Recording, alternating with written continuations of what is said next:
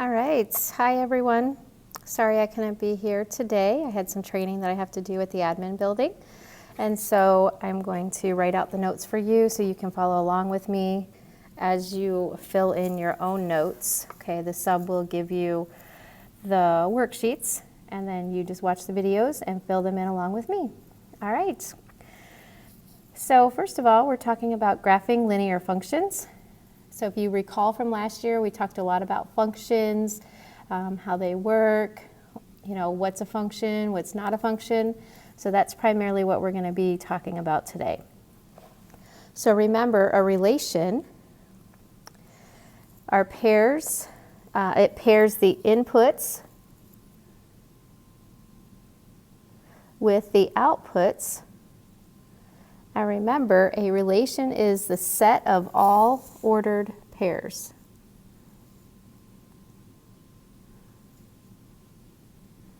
So a relation is a set of all ordered pairs, like x, comma, y. That's a set of ordered pairs. So everything that we look at is a relation. Now we have to determine if it's a function or not. So hopefully you guys remember some of this stuff from last year. A function is a relation that pairs each input, that's your x, with exactly one output. Output is your y. And so remember, with functions, the x values cannot repeat.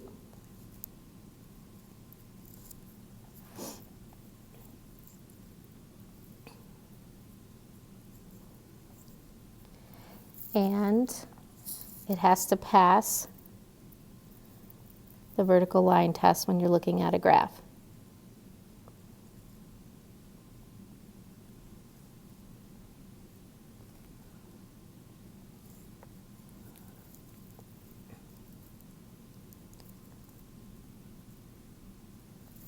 Okay, so those two things are important to remember.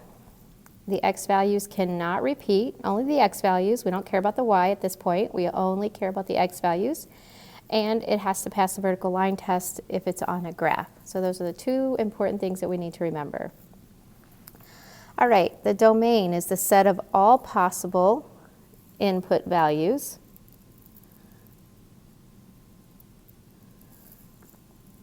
Which are the x values.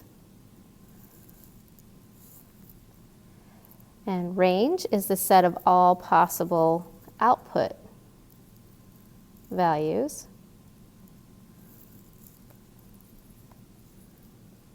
And those are the y values.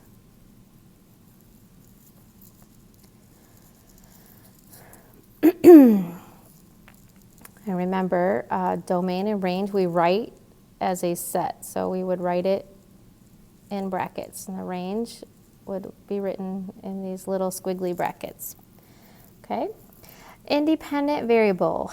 Remember, it's the variable that represents the input values. That's the x values. Independent is always the x. It does not depend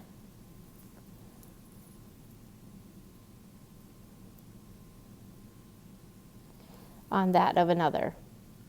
So independent does not depend on anything else. It's always the x values. A dependent variable is the variable that represents the output values, because it depends on the value of the independent variable.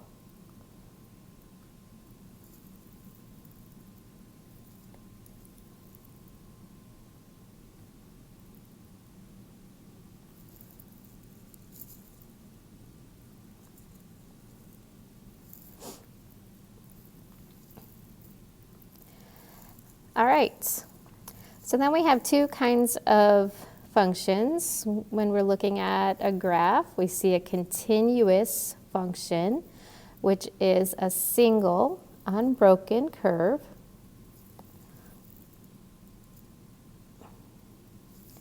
that you can draw without lifting your pen off the paper. So it might be something like that.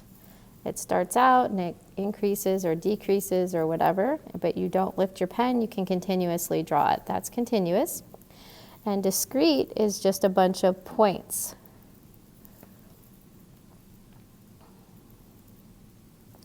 That are not connected together and is still a function. Okay, so you might just see a bunch of points that create a function. All right, so we're going to determine whether each function or each relation is a function. Now remember, these are relations because they're a set of ordered pairs. We can write them as an ordered pair. So those are relations. But the question is it a function? So remember, when we decide if it's a function or not, we have to look at the x values only. So I'm looking at -2, -1, 0, 1, and 2. There's no repeating values there, x values. So since the x values do not repeat, this is a function.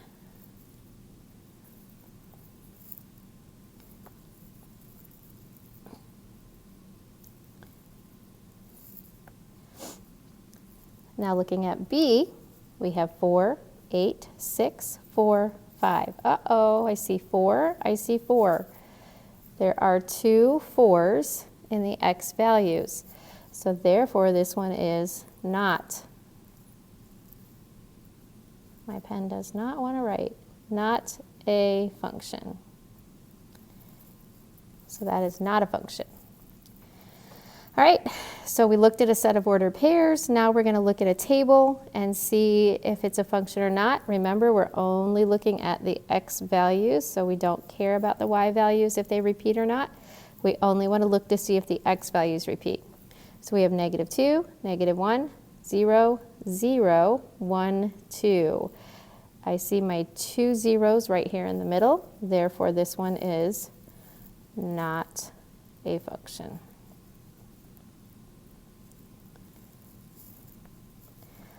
All right, then I have my input and output for the mapping diagram. So if I look at the mapping diagram, I can also write this as a set of ordered pairs. I see that -1 goes to 4, so -1 gets mapped to 4, so I'm going to write that as an ordered pair. I see that 3 gets mapped to 15, so I can also write that as an ordered pair. Goodness. And I also see that 11 gets mapped to 15.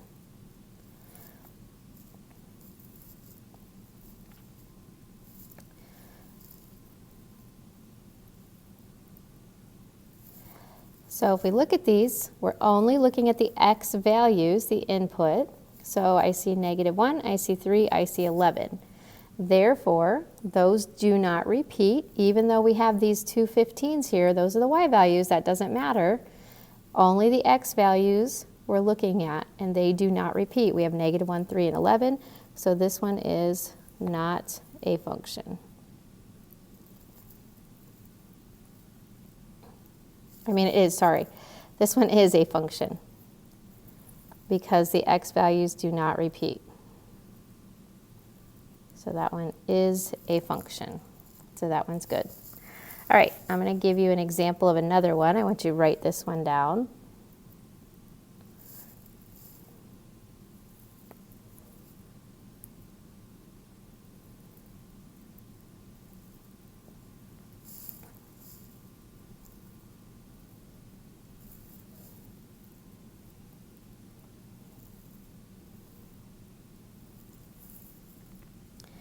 All right.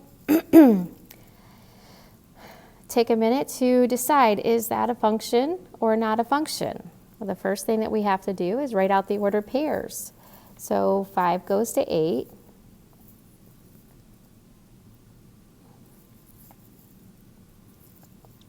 Six goes to 9.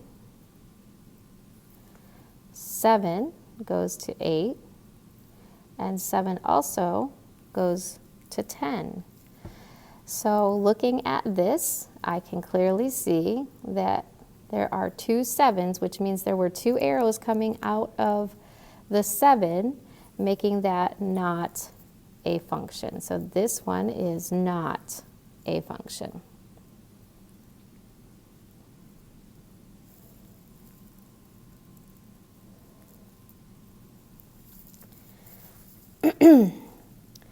All right, moving along. Hopefully you don't have any questions on those. I went through them kind of slow, so hopefully you were able to pick up on it and remember some of this stuff from last year. All right, the next part is the vertical line test. So a graph represents a function when no vertical line passes through more than one point on the graph. So if you look at example number 1, this one, we have a discrete function because it's just points. We're going to check to see, we draw a vertical line. We can draw a vertical line anywhere along here. We notice that they drew it here. And it only connects with one point. It does not connect with more than one point as it goes through through that graph. So therefore, this one is a function.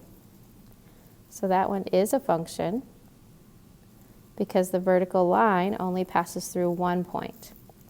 If we look at the second one over here, no matter where I draw the line, it always connects with more than one point on the graph. So this one connects with at least 2 every time I draw the line. So this one is not a function because it connects with the vertical line test, connects with more than one point. So that one is not a function. All right, so for example 2, determine whether each graph represents a function. So as we look through these, take a couple minutes, pause this video and take a minute to draw your lines and determine if they're a function or not. And then I will give you the answers. So looking at A, go ahead and take a minute and pause.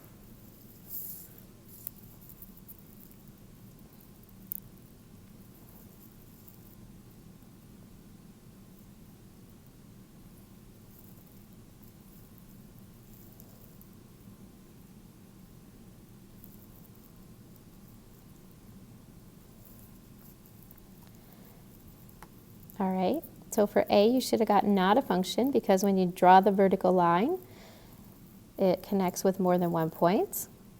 For part B, if I draw the vertical line anywhere along this, it's only going to connect with one point, so this one is a function. All right, so hopefully you got those correct. Next, we're going to find the domain and range of the function represented by the graph. So if I look at A,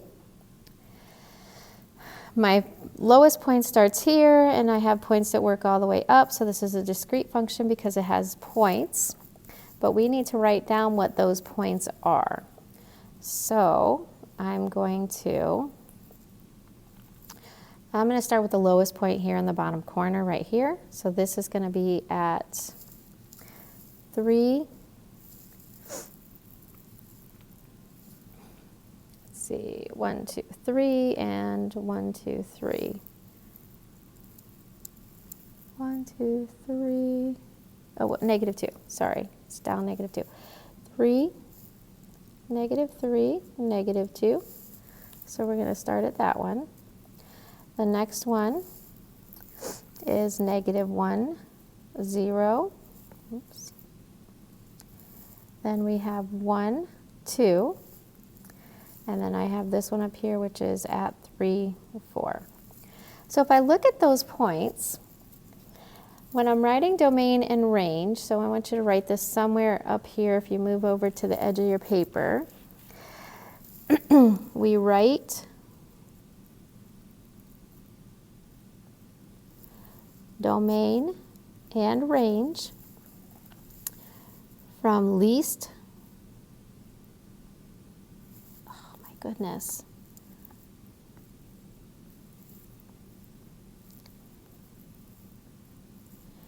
From least to greatest.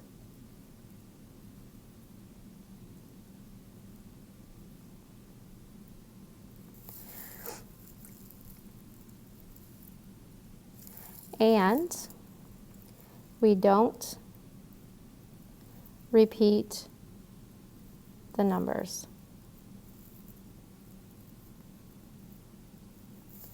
So write domain and range from least to greatest and don't repeat the numbers, okay? So if I look over here at the one that we were working on, I'm going to write my domain. And remember, I write it with the two little dots, D. With the two little dots, I use my little brackets, braces, and I look at only the X values. So if I look at the X values, I have -3, -1, 1, and 3. They are already in order from least to greatest because I started with the smallest one, the lowest one. And so I don't need to mess with that. None of the numbers repeat, so I can write them all down. Okay, all right, and then the range, we're going to do the same thing. We're going to look at the Y values, so we're looking at these values, and we can write -2, 0, 2, and 4. Those are in the order from least to greatest, and none of the numbers repeat. All right, so that's how we write the domain and range for that one. The next one we're going to do is right below it, number 9.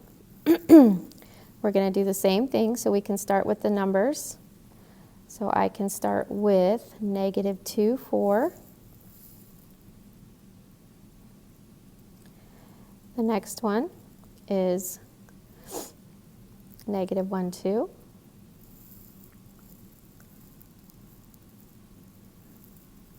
Then 0, 0.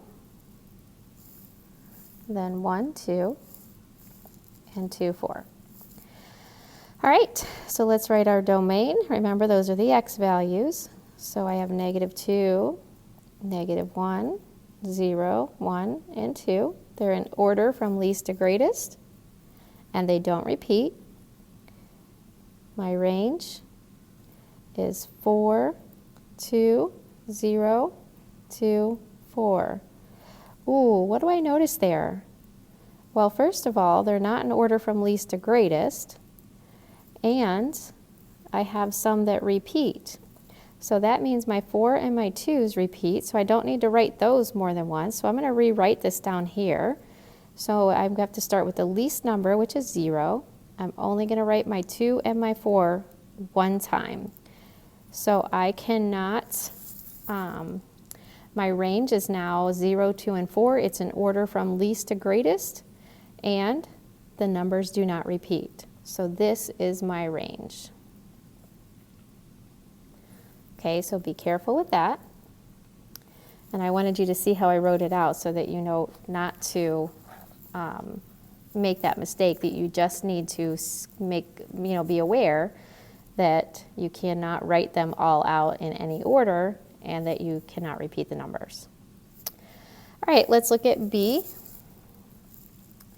Now this one's going to be a little bit different. This is one that was similar to when we were doing parabolas and we were talking about increasing and decreasing when we were writing the intervals. For this one, we have to write as an inequality. So we have to write it as an interval.